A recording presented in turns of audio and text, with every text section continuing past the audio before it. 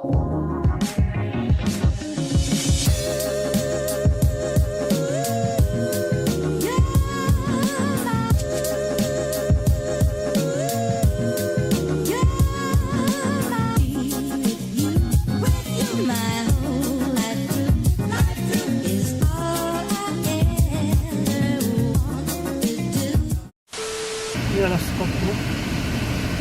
pa daw guys ang aming biyahe. Las 4 pa. So yun, dito na tayo sa loob ng port. Hinihintay lang natin yung ferry. Ayan. So madali lang naman yung pagpasok sa ngayon kasi diretso pa lang yung sasakyan namin dito sa port. Ewan ko kung paano yung health protocol or yung safety protocol dahil sa COVID. Alright, so ito yung loob ng port. Doon yung entrance papasok sa port kanina. Yan. Bale wala pa dito yung sasakyan natin na ferry. Kaya hintay muna tayo. Sobrang init pero okay lang. Yan. Mayroon ng ferry doon na naglo-load pero hindi pa yun yung sasakyan natin. Okay. Ayan, paalis na yung isa. Yan.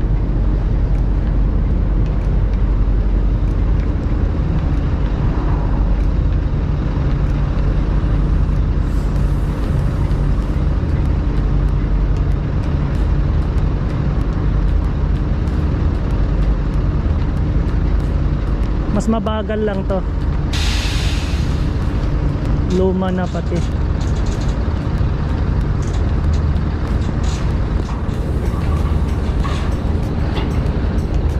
Yun. Alright. Yung nakuha nating ticket yun ay express. Mas mabilis. Okay. Alright. So pasok muna tayo sa sasakyan. Mainit. Init mga DH, mainit. Yan. Pero at least may hangin konti na pumapasok. Maring nga tulog na naman. Kanina sa biyahe tulog na naman. Makakatulog ka sa sobrang init. Yan. At least nasa dagat. Yan na siguro yung parating na yan. Siguro yan na yung sasakyan namin.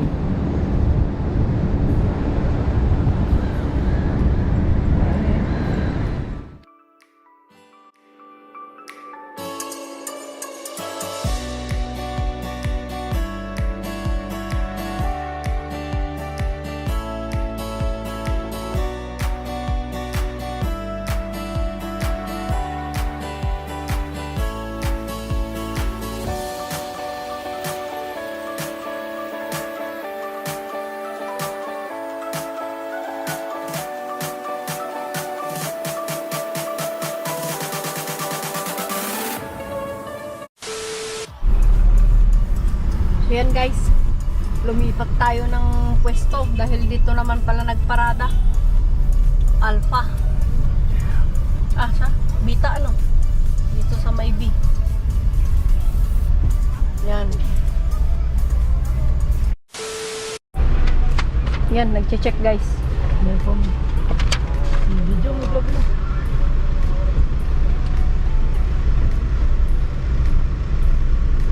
Lulu.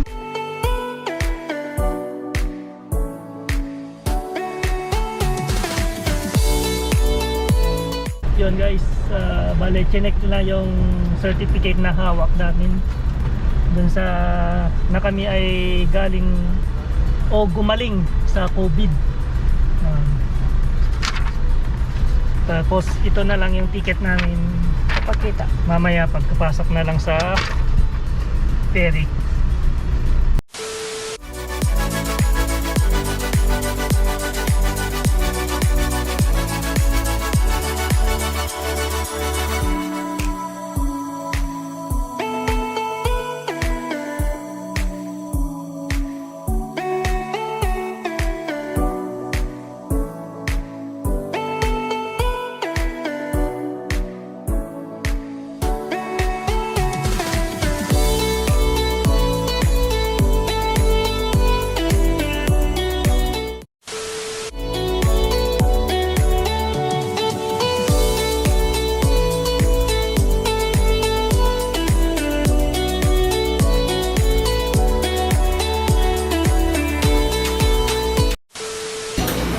Yun na, si Maring Hera.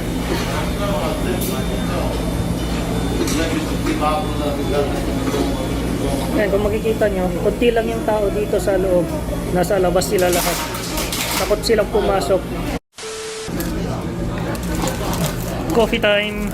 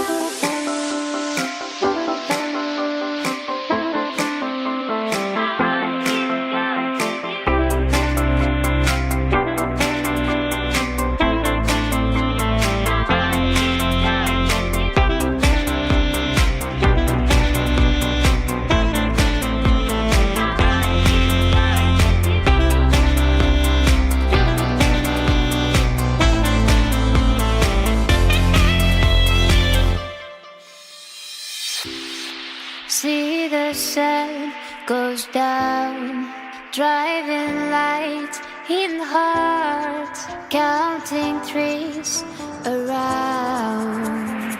This is our